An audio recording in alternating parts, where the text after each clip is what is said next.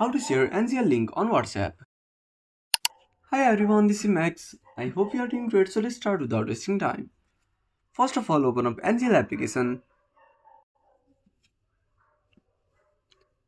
Now tap on copy link. Now go to WhatsApp. Now tap on updates. Now go to my status.